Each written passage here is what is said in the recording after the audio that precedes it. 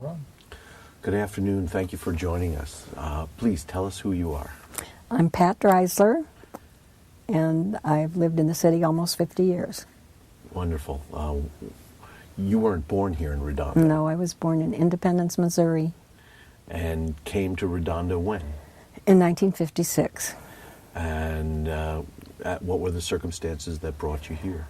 Well, my family and I lived in Fort Wayne, Indiana, and my then husband was working with Magnavox, and a friend of his came out here and thought it was a golden place and got a job at Ramo Wooldridge, which later became TRW. And so he had a job near Inglewood, and we tried to find a home then because we knew nothing about the West. I knew nothing about the West Coast. I'd never been here. I came out sight unseen. How'd you travel out here? And about a 1955 Ford station wagon that was black and white and red. And everything was packed in there? Absolutely. And when you got here, where did you live? How did you we find were in a place? motel up on Imperial called the Sands Motel, which was not really the best place to have three little kids, but we had to have some place, and we did not know a soul. We knew some people in Lancaster, but not in this area. And found yourself a place here. How long did it take? A couple of weeks. Kind of drew a circle around where we were staying and decided we wouldn't go any farther than that to live. And found a realtor, and then I started just cruising every day to see if I could find something that I liked. And the realtor took us to Torrance and then to this house in Redondo, which seemed huge and inexpensive to me. And where was this? 217 Avenue F. So 2.5 or a block and a half from the beach. And I thought, I didn't want an old house, I didn't want a Spanish-style house, and I didn't want a house near the beach. And I'm in all three. And you've been there ever since? And I've been there I wouldn't move.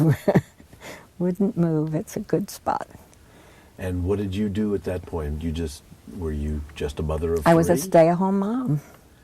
And the kids went to school where? At what was South School then, Nob Hill, which is kind of an interesting segue for a later mention. But no, tell us now. Oh, well, I ended up having my offices there when I was the director of community resources.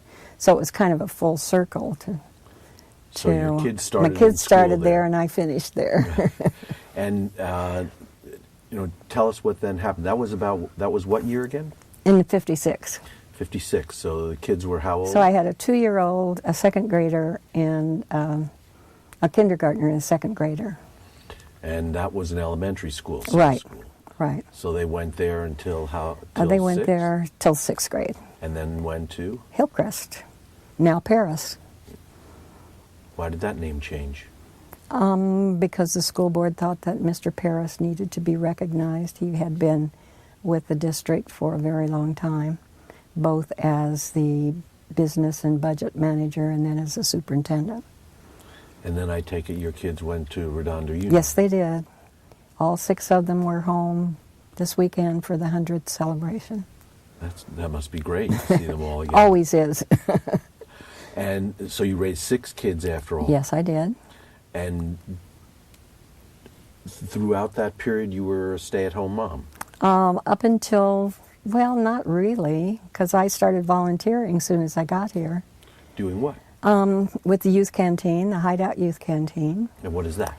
Well, that was the teen club out of the Recreation and Parks. Was located in the old cafeteria, which was to the south of the old high school, the old auditorium that is famous for all of those columns in front of it. It was a magnificent looking building until the earthquake made it unsafe, and little by little it was torn down. But that was where the canteen was downstairs, and I considered it the first leadership program that anybody ever thought of, but you didn't call things leadership then, and one of the first counseling centers, because the person in charge would be there after school every day, and kids would come over and talk about their problems with the teachers, with their parents, with all of the things that confused young people at that time. And you spent time there during what years? From 56 through 63. As your kids went through school? Right. And did you do other things in the community as well? Yes, I did. What else? Well, I was involved in church programs and crafts programs and the Junior Women's Club, and all of the things that they did. That was they had about 120 members when I joined, because young people like me didn't work. I was one of the first working moms. But I figured with 6 kids, I had to sort of be sure that I was okay. So I needed to back myself up with a job, and got a job working on the playgrounds for 90 cents an hour. At the high school? Nope, for recreation.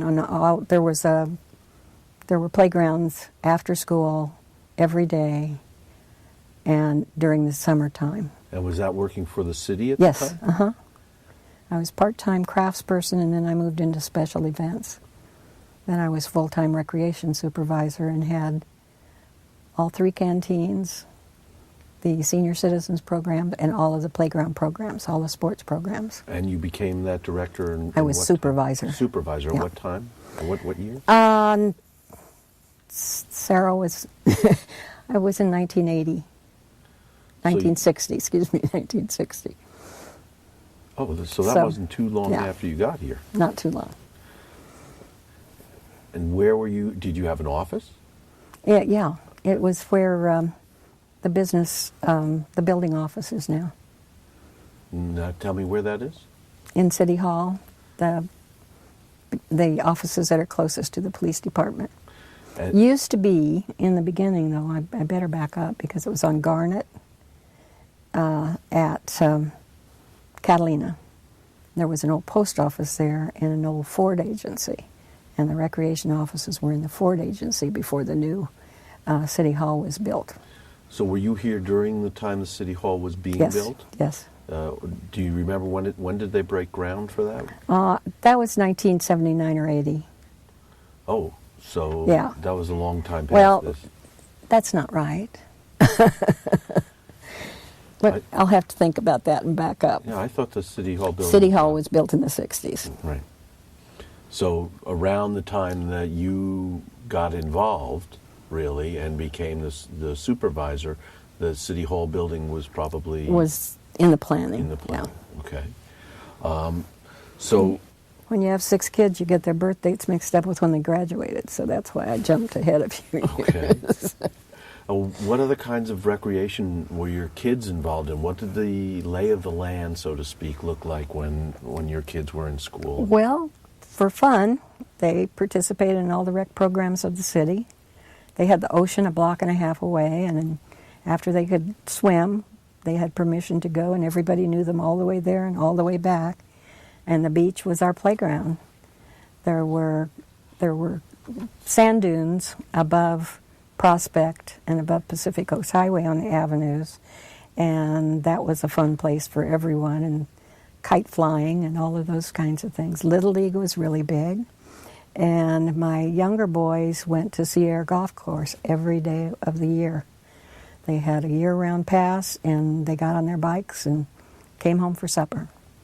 I would drive by just to see that the bikes were there, and they were fine. So one of the reasons that I liked doing my job was I was where the kids were.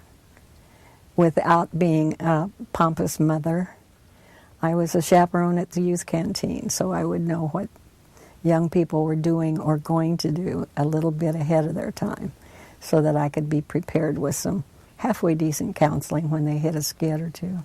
And what kinds of things were they involved with back then? What were... Well, not too much of anything. There were some kids who drank. There were a lot of kids who nacked. And it was pretty benign if you think back. And then later during the canteen times, we had a sister city. So it's in 63 we started the sister city. And there were kids who went down to Mexico and somehow got back with tequila.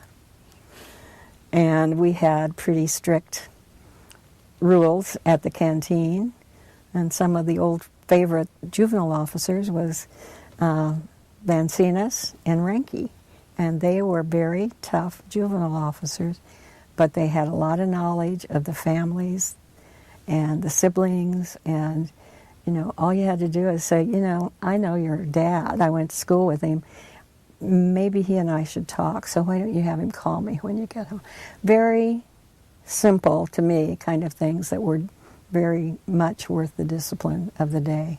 I get the impression that even in the 60s, Redondo was like a small town. It was. Everybody knew everybody. Went out to Perry Park, and it's like old home week. Everybody had grown up there, and they played ball there.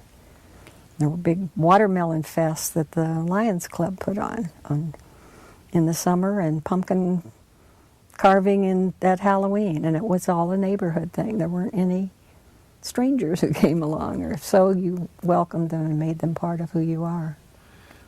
Was Redondo in the 60s more South Redondo, or had North Redondo started to really emerge? Well, it's always been sort of one or the other, but there was a lot of crossover because of the recreation programs, because there were inner playground programs. There were huge leagues at Aviation at Redondo, so that there was a lot of mixing of families and kids so that they knew each other when they went to high school then. So it was not as much north and south as people might like to think, at least at the younger kids.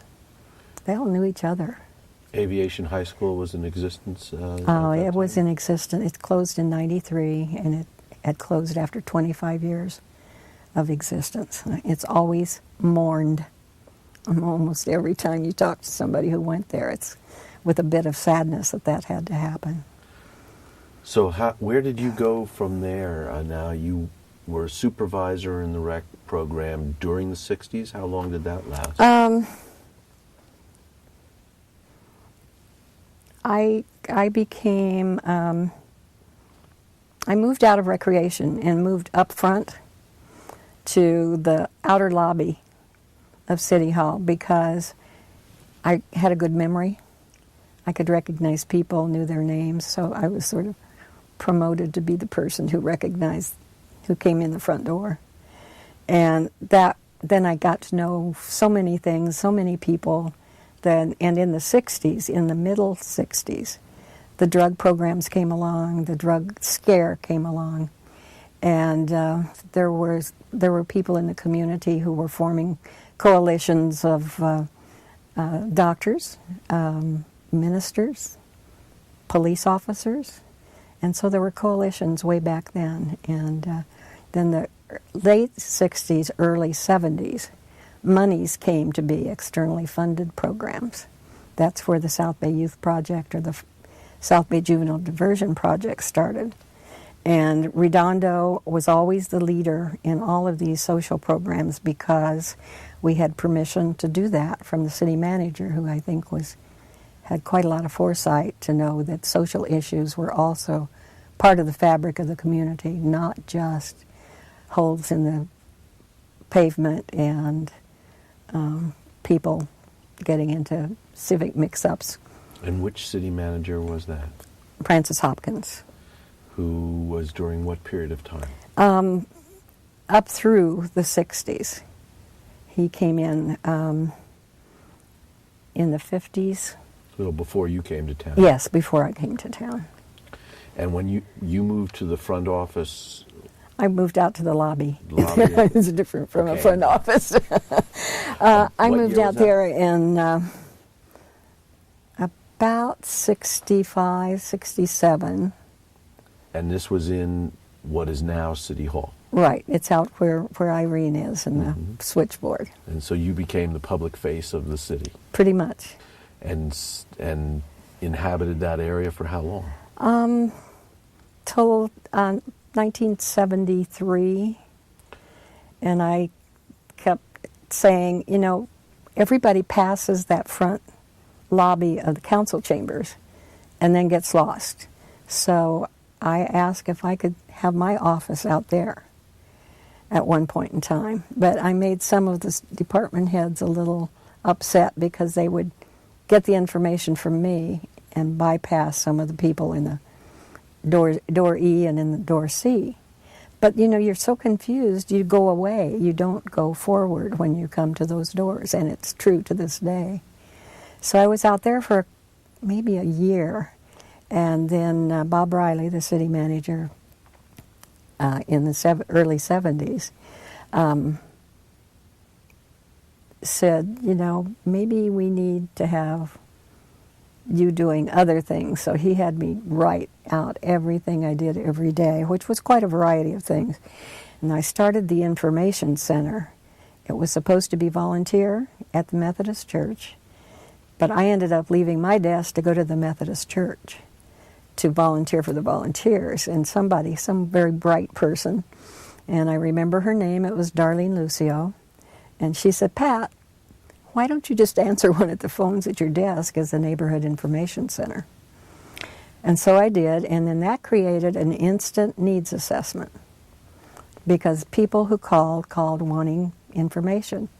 And then I helped design and organize a lot of the social programs around what the needs were that just came over the telephone. So it wasn't a fancy assessment from outside people, it was just the people that called us, including somebody who called and wanted to know where they could buy an ostrich egg. And I found out it was in Duarte, and they could get an ostrich egg in Duarte. So it was full of a whole lot of things that nobody would ever think of. And then the revenue sharing money came, and I wrote a whole program on social programs, which was never funded because the monies went to salaries. But I stayed. And helped with the CAPS committee, which was a Central Area Planning Study, which was a study that surrounded the City Hall, to the point that it was supposed to be a very good service with small jitneys, small gathering places, counseling centers, but it did not last. It did not even get off the ground. But the city manager, Mr. Hopkins, took it upon himself to hear all of the complaints from the community and then said, we won't do it.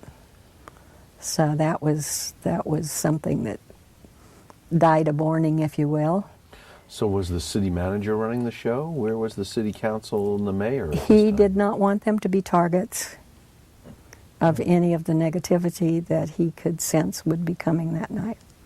They were not there by design. And this was when? Oh, I'd have to check the dates. Okay. I'm just trying to keep it all straight. Did you at all work with the council? What was the council and city fathers like in these years that you were in the front office?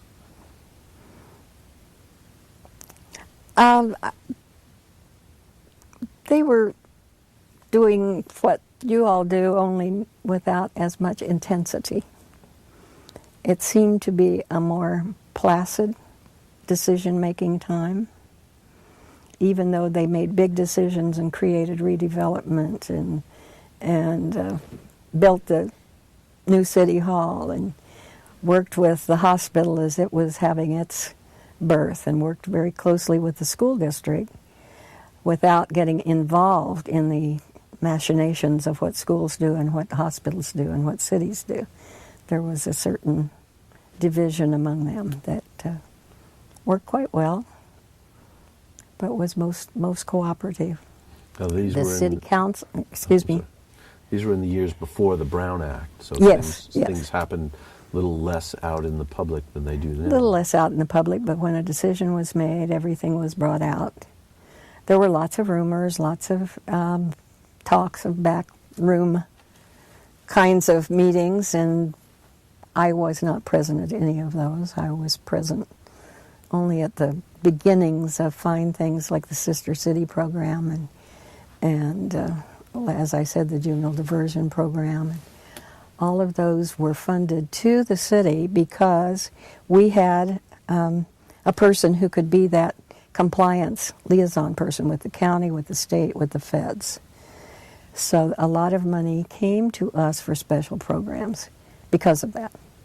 We were the lead. We were the proponent city instead of a joint agreement city because the county knew that we could produce and we were the innovators.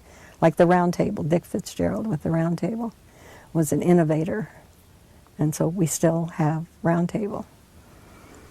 And you led most of these programs. Were you the coordinator?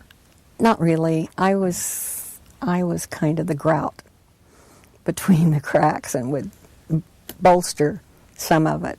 But in other cases, through some county work, they needed someone in the communities to start programs, but most of them stayed.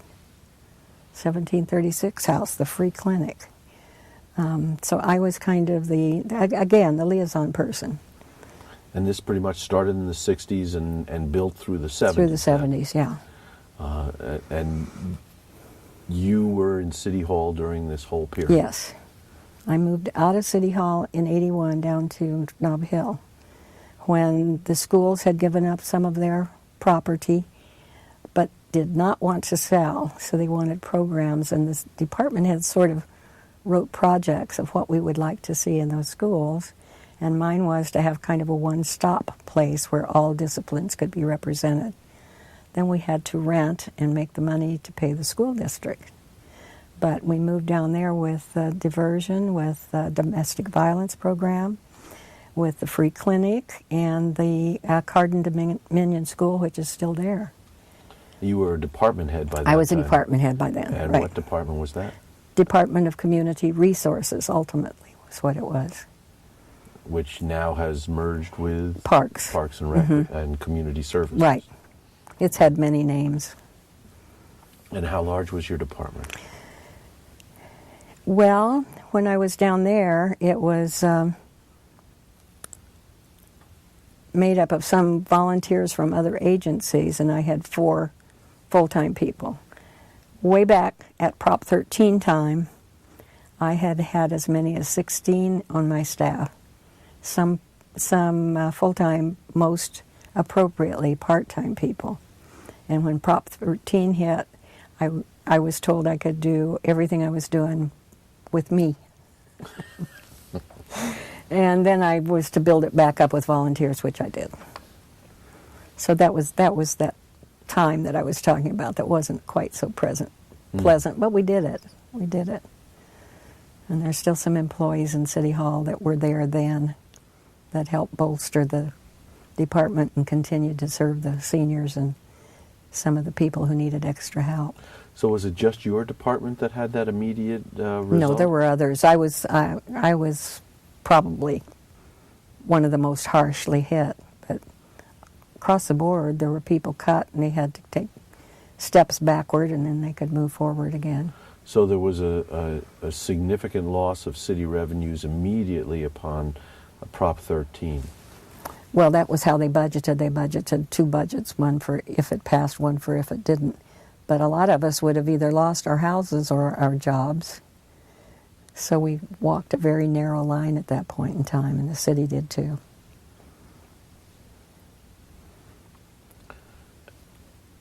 What else can you tell me about that transition period? Now we're into the late 70s, correct? Yeah, we're kind of merging 70s and 80s at this point.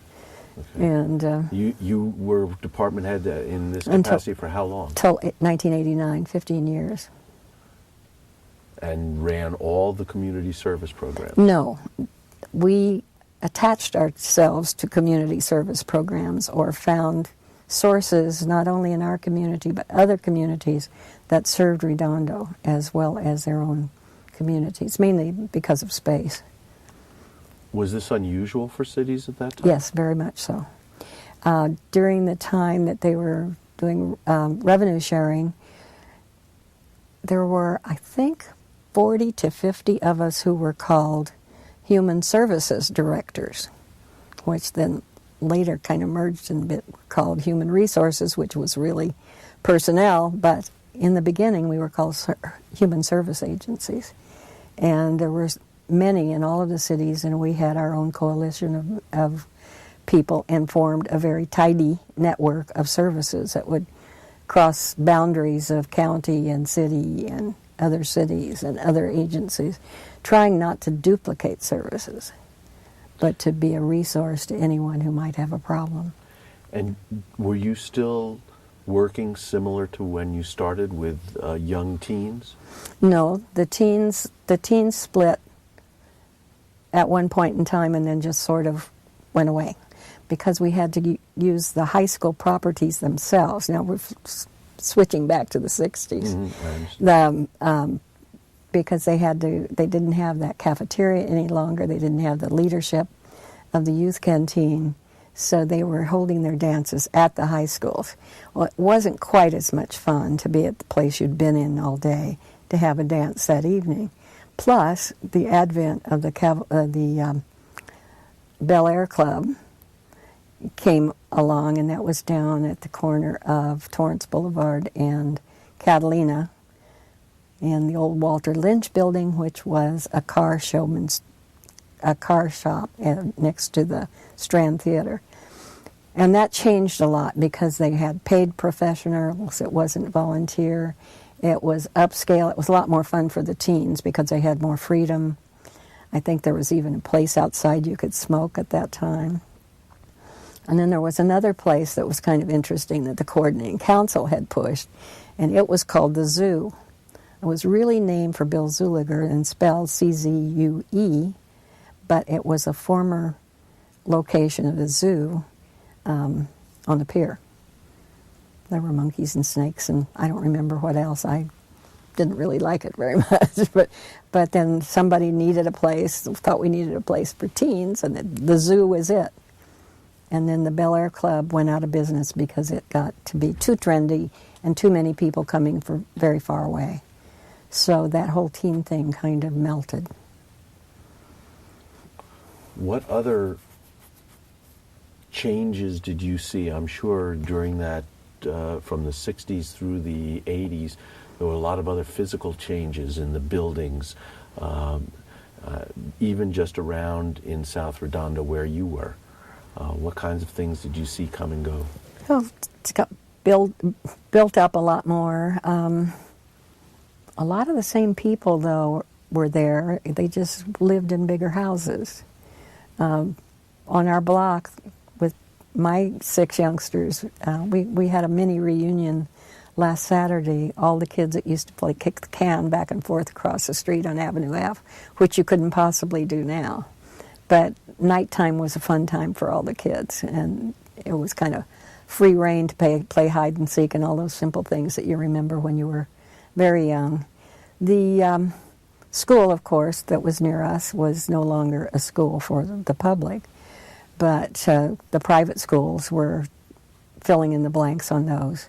The businesses in the Riviera and up and down Pacific Coast Highway rotated and changed from gas stations to donut shops to coffee houses, and that's, there used to be one gas station on every corner, and that's where you stopped to get extra help if you were in trouble. Now I'm not sure where people go, maybe to the coffee shops, but just a different look. Riviera at one point in time was going to be a very glamorous place. This was in the 60s. This was when it was built out. And there were little bridges and great landscaping all along the Catalina side. And some of the patrons loved it because they could sit out there, and it was quite continental, if you will. But some of the people who owned the shops thought it took a parking spot away, so it moved back into being less glamorous. But it took a long time for Riviera to come into its own and be the place that it is now.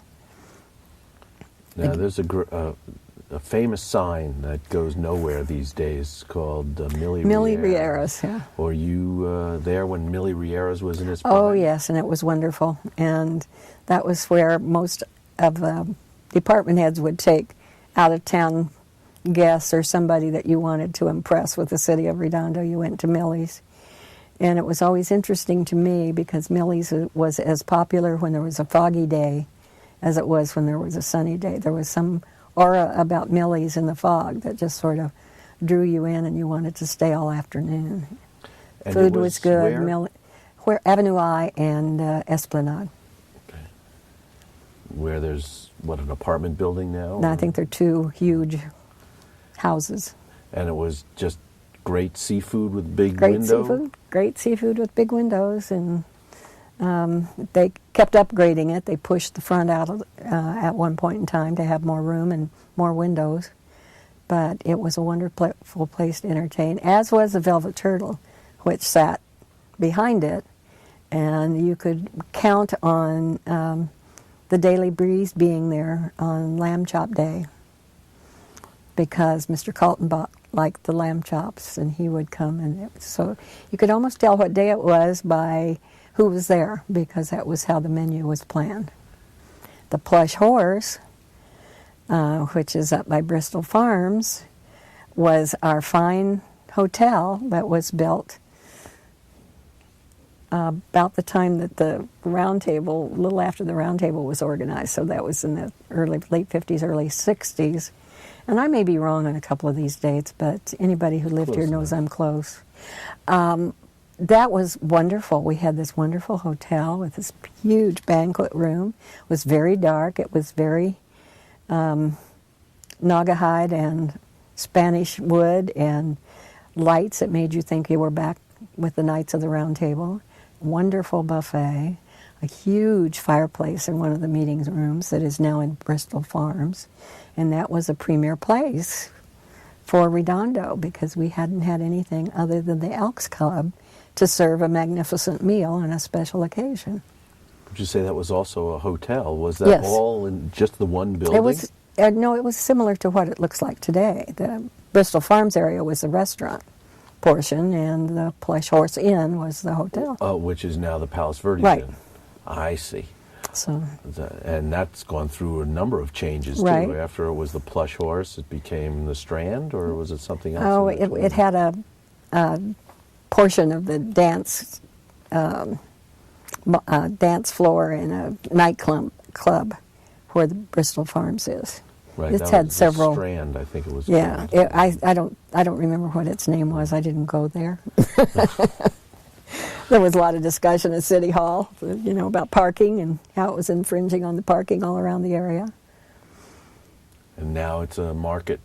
Now it's a market with beautiful food and beautiful flowers. Right, still a parking problem. So we're coming up on 4th of July here, and I seem to recall in that area there used to be a lot of activity that would happen down on the beach with fireworks. Used to be wonderful. You could take your little kids down there with your picnics. Even if you lived close, you could go down, sparklers in the sand, and it was great fun. And then after the condos were built along the front, it changed nature, and nature changed it. And there were people who were shooting rockets from the sand toward the apartment buildings, and people in the apartment buildings shooting rockets back toward the sand. And I don't remember the year, but it got really pretty scary, and that pretty much ended that part of 4th of July, so that now we do enjoy the fireworks off the barge. But now, that was the beginning of neighborhood parties, too. A lot of people had neighborhood parties and then went down to the beach. The condos you referred to, are those the ones right along the Esplanade? And when approximately were those built? Wasn't that the 60s or the 70s? Yeah, that was part of the 60s. Part of the 50s, there were some hotels there. There was one where we had a great fashion show, and somebody built a bridge across the swimming pool. And I mean, it was a much lower key and much nicer to go down. And as you know, property dictated the fact that we should have condos and apartments along there. Now the people are dictating just the opposite. And then in the north part of town, there was the Galleria, there was TRW, there was all of that development along Manhattan Beach Boulevard. And that changed everything, and there were alliances with city, with county, and with big business that did infrastructure things that nobody had done before. But it was not recognized as a big deal because it was a necessity. But I've always thought that that was one of the big deals. TRW, the infrastructure, and the Galleria all were pretty much coming at the same time. It was South Bay Center at the time of that development, not the Galleria. Now, when you say the infrastructure, obviously that was the city Sewers was involved in and, that. They laid in sewers and right. created all those neighborhoods. Because at the time I came and was working in the recreation department, there weren't any curbs or sidewalks in North Redondo. And Dave Hayward was the person who saw that there were curbs and sidewalks there. That was his legacy to the city, was to see that you could get from one end of town to the other without going through puddles. And that was the major thoroughfares, as All of opposed to them. all the residential streets as well. I think there were a few north-south streets, but as far as most of the streets were pretty tough during a rain. And where did the funding come for all those I don't curbs know. and gutters? I don't really know. But this was all before Prop 13, so the Yes. city was able to provide services. And county and the state, if it was a state highway and those kinds of things. So. Now, was the freeway in at that point when you came in? Well, there was big argument about freeways and throughways and the green route and the red route and all of those, but the freeways came after. About what year? Oh, okay. I was more in the social side of things and more in the helping side, the resource side, than dates and numbers are to be researched. So and I can do what that. changed in what you were providing, the needs that you were addressing on the social side? Well, we provided, our main goal was to keep seniors in their homes without putting them into institutions. The things that we provided and we have 4 now separate places for seniors to gather, rather than in most cities where you only have one and all the seniors have to try to get there, and that isn't effective. So as you know, we have 4 locations for seniors to gather, and their needs were the ones we met first. Then, as I say, the drug problem came, the domestic violence problem came, and so all of these things were met as a need, not only to our city, but to other cities or people who worked here but lived elsewhere or lived here and worked elsewhere, so that we were a resource to that. And there's a wonderful book called The Book, the big fat one, that has every resource you could think of for people in our community, and if it isn't in our community, the next closest location is noted in that book. And this is something you put together? I started it with 2 pages. It grew. It was started as a drug resource through some of the ministers and the police officers in the whole South Bay. We never really thought quite so closely as we do now. Then when the health district got money, it was spread out then to be more of the 3 beach cities as a resource. So we have come and gone kind of like amoebas, coming together, branching off, spreading out, breaking up, and starting all over again. You were here when the hospital was formed? The hospital was formed in '54, but it was dedicated, the building was built and dedicated in '57. And I was here through the transition from a hospital to a health district and served on their board. Now, tell me a little about that. The building was created by the city? The building was not created by the city. It was bond issue, and they floated bonds to build a hospital because there was not a hospital here. There was a small hospital in Torrance, and then Little Company of Mary came later. So there was a need for a hospital, and then because there was a need and we built one, then the need, of course, was shared by the South Bay, and they built the other 2 hospitals, which eventually squeezed Redondo's hospital out because all the doctors had the option of serving at all 3 hospitals. We were the smallest. Our blessing was the paramedics, and it was a paramedic base, so because of the hospital and the Redondo Beach Fire Department and the paramedics, it had quite a lot of stature. Until then, that became, when it closed, it had only 21 people in the beds, and it was designed for 200 or 201. So bottom line, and special services could not keep the hospital going. So now, first, we were first open and first closed. right. And how did that transition into the Beach City's health district? Well, the district had money from the lease that was paid to us by AMI, American Medical Institute, and then by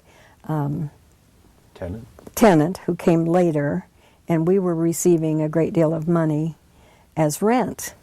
So rather than not do anything worthwhile with it, we turned most of that money back to the three cities through services.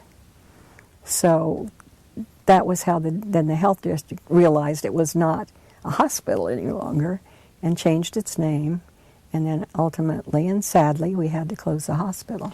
So the health district in its original form was created as part of the bond issue to administer the building? It's a health district, then and it was called a hospital district at the time. The health district wasn't part of anybody's nomenclature then. It was a hospital district.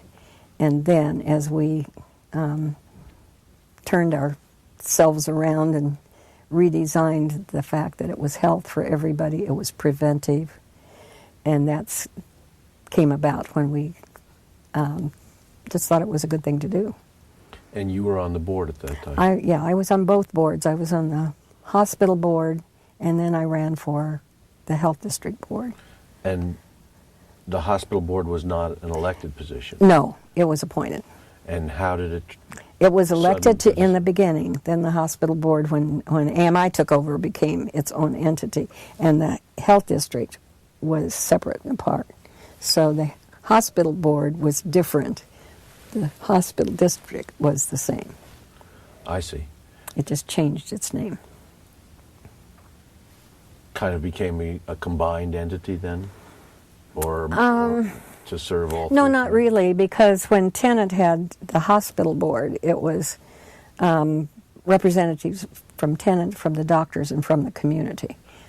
The health district continued to exist as an elected body. And when did that start? The health district, the elected body. Of the hospital district started immediately because of the hospital. I mean, that was the design to begin with. It was the health district, or the hospital, that came about because of the funding that we got from renting. Okay. And so they, of course, wanted part of what was done there, and rightly so. Mm-hmm. Want to take a little break? Yeah. You can give us a I need a martini. Yeah, right. Really. Okay, after a deep breath, what was your impression when you came from the Midwest to Redondo Beach? Part of me wanted to go back. It wasn't like anything I thought it would be. We came in through Palmdale, Lancaster, because friends of ours said, don't go right into L.A. So we came down from the north. But when we came in, then we went to the motel, and that story I've already said. But in Redondo, when we were going down to sign all the formal papers, it was a little narrow street with a nice little 5 and 10 and a nice ladies' store with house dresses in the windows, and over on the west side was a skating rink, and that was where a lot of the parties were along the beach area. And it was very narrow, and the Elja Arms impressed me because it was kind of rounded, and that was the hotel that was on Diamond in Harbor Drive area. And it was just very different from me, and I thought, oh my gosh, why am I here? I'll never be able to adjust. And it did take me 2 years to decide I don't want to go back anyplace. I love it here. But it did take me that long to get used to the climate and all of the other kinds of things. And I can remember real shortly after we moved here, there was Neptune Days. And Neptune Days was a great big festival that happened all along the boulevard, if you will, in Redondo Beach, on the beach and in the park. And there were princesses that sold chances on them being the princess, and if they could sell enough tickets, they got to be the queen of the ball.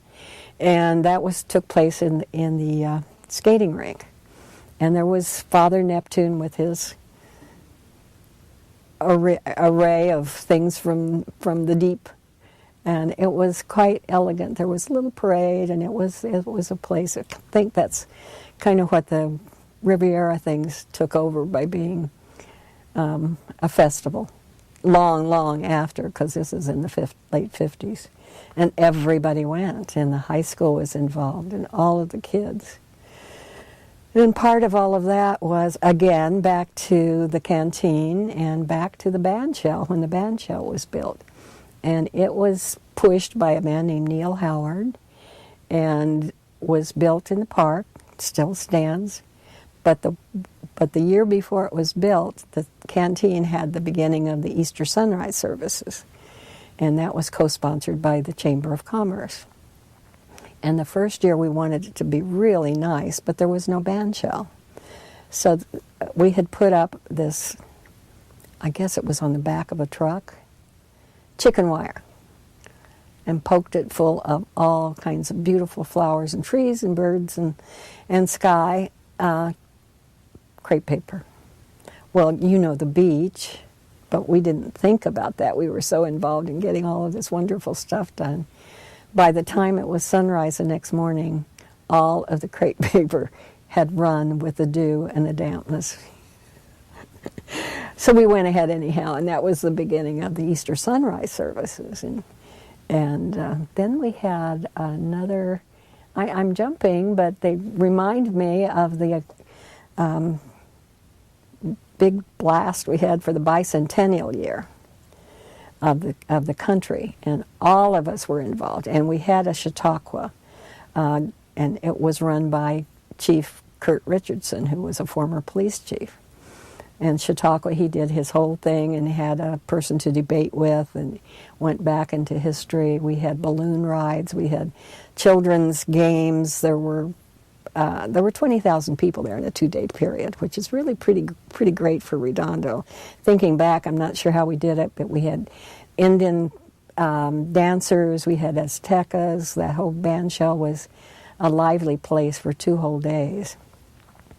And preceding that, the opening of King Harbor, I'm getting into just events, I guess, now. The opening of King Harbor was also pretty spectacular, and even some of the kids at the 100th anniversary the other day came up to me and said, remember when you had the opening of King Harbor and we dressed up like Keystone Cops and dressed up like bathing beauties, and we were there to host when they unveiled or dug up the pig that had been roasting in the pit for 24 hours. And there were lineups, there was clam chowder for 10,000 people on that day. So we've had some really spectacular things in the more recent past, if you will, not back to the thousands and thousands who came out on the red car in the 10s and 20s. And we were talking about the Chautauqua, the building where the high school auditorium stands now was the site of the Chautauqua, which was quite elegant, and in its design had 4 corners designed, one for arts, one for drama, one for library, and the other one was just a general building for music and other things. But the Chautauqua then became a granary and stored grain from the ships that came to the port when we still had the piers going clear out into the ocean, and the liners came up, unloaded the grain. Then there was no storage, so it was stored in the Chautauqua after that. And then it became part of the high school. So that particular area has had quite a background as well. Now, by the time you came to town, things like the plunge and lightning racer, all the building along the water, they were long gone. Lightning racer was burned several times, and they rebuilt it. But between the storms and some fires, it had several lives. And the carousel was no longer there, and I always had designs that we should have that carousel back in Redondo. Where was the carousel? It was about where Kincaid's is. And it was a loose carousel, which is one of the fine carvers. And there were, of course, several up and down the coast, Santa Monica, Venice, Santa Barbara? Santa Barbara, Santa Cruz. So everybody had a carousel. And at the time of the bicentennial, that was something that the feds wanted to give different cities money to restore something that had been recognizable in their past. And I knew at that time that there were still some of our original carousels, horses, in storage in the county. But nobody liked the idea much, and I've always been disappointed. I thought it would be nice to have that back. Those horses still out there? Collectors, I think, have most of the horses now, or have bits and pieces and parts of them. So those are things that didn't quite happen. What are some of the things that did? Well, the festival, of course, that I mentioned in the park, and we, as I say, we were first in so many things, project-wise, and I was talking about the gala that recreated the Galleria from South Bay Center to the Galleria, and that was, I think, in '85, and with Forest City and with El Camino, and with the El Camino Foundation, we did a bang-up job in a gala fundraising there and raised $90,000 for the foundation at El Camino. Forest City wanted to have the benefit go to an arts program in the community that would serve the wider area, and had several different stations with food, including a Greek station of food on the second floor that even had a goat on the roof of a little cottage that was fashioned after Fiddler on the Roof. Even had a fiddler. So we've done some pretty spectacular things that have sort of faded. Was this was before the Galleria was built out, or was it after? No, this was when it reopened as a closed Galleria. Mm-hmm. And Forest City, did they always own the property, or did they come in? No, they came in at that point. And it was called something before that? It was South Bay Center.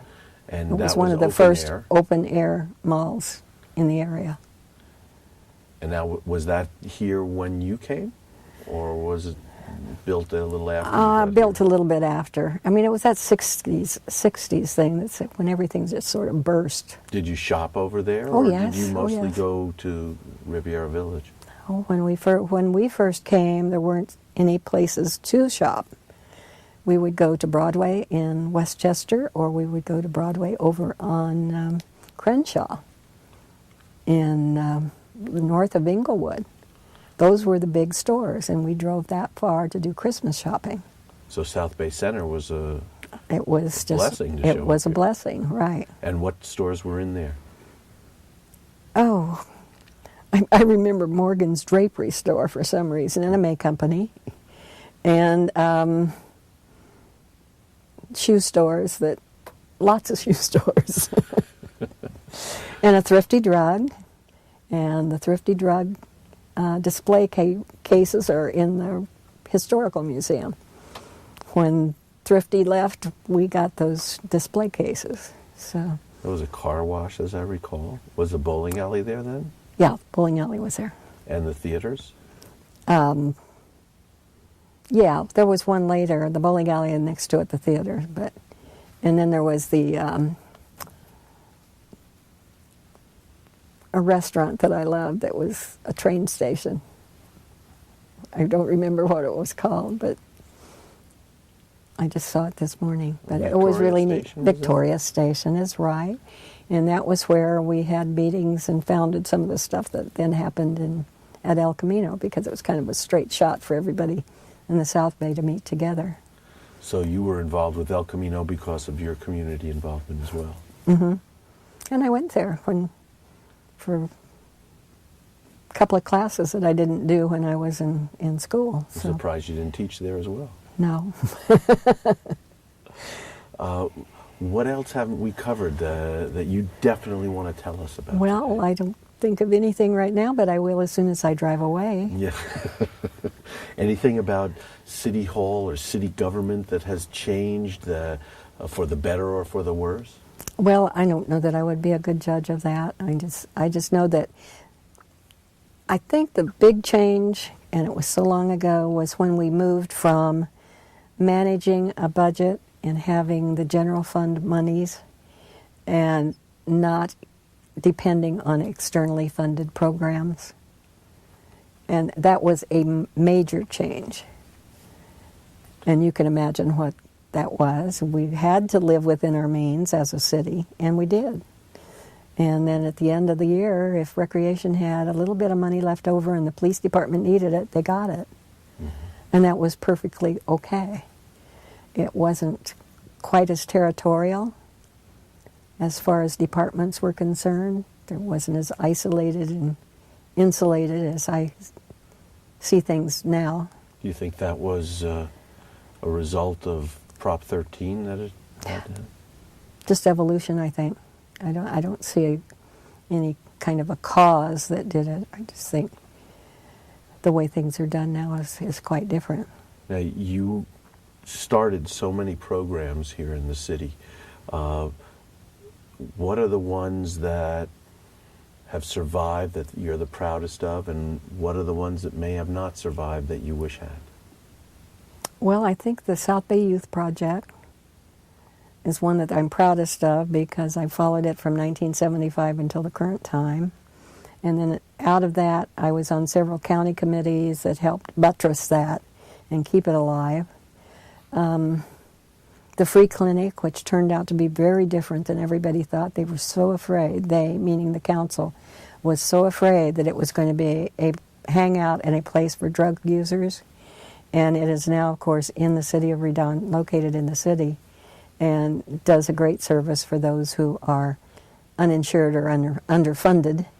And that's still going. 1736 House was started out of Hermosa Beach and Reverend Parker and some of the other ministers in our town who got together, saw a need, created.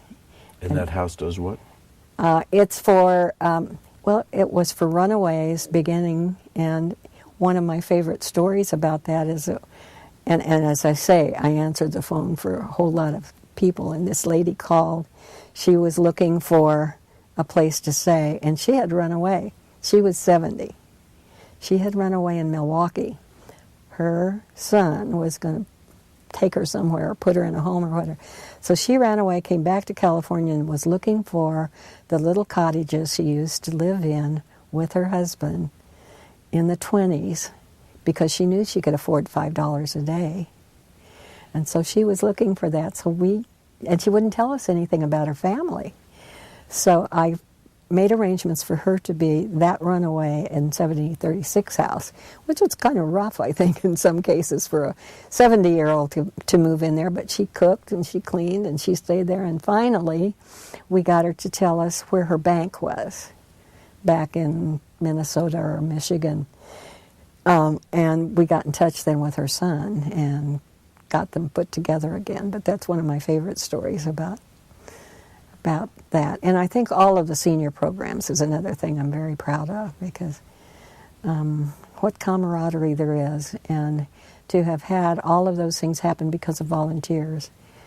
Very little paid staff, but everybody has been together for so long. It's just like a family of seniors that all get together and enjoy each other. And those facilities we have are most unusual because they are staffed by volunteers. And the one in Veterans Park was the first building built in the city of Redondo Beach in 50 years when it was built. And the Dianas, the Redondo Beach Dianas, which was the Junior Women's Club, saw that that was built. And in the beginning, again, before there were funded things, all of these ladies groups and the Elks Club and the Eagles and all of those raised funds for community projects. And I can remember the Dianas raising funds for stainless steel rat traps to put under the pier because there wasn't any funds to do that. We also did one of the first polio clinics and had all of these children at the high school for their polio shots. But it was not, someone didn't come in and say, we have X number of dollars and an administrator for you to do this. Get it done. And if there were measles outcropping, we'd gather up the nurses available, take them to a school, and those would be done. So it was just a totally different kind of thing, but they're just little pebbles and little blossoms all over the place that started and then stayed because there was a need. Well, aren't we lucky to have had you here to help us recognize them? Well, I had some support to get them done too. Well, the fact that I think it says a lot for our community that we've sustained those programs. I don't hear you telling me of any that have fallen by the wayside that we really need. The community has obviously supported those kinds of things that you started that were responsive to the needs of the community. And I forgot one. What's that? The Historical Museum. So that started with the Historical Commission in 1963, and we became an ordinance commission in 65. And I gathered up things that I thought were going to be history, and sure enough they are now, lo these many years. And then we tried several places to have a museum, and as you know, the museum we have is right next to your dog park, which also was a need that was met. And so the museum started at the school down in Nob Hill in their library, and then the city felt that they needed that space for offices, and we moved the Queen Anne house from Broadway up to Dominguez Park.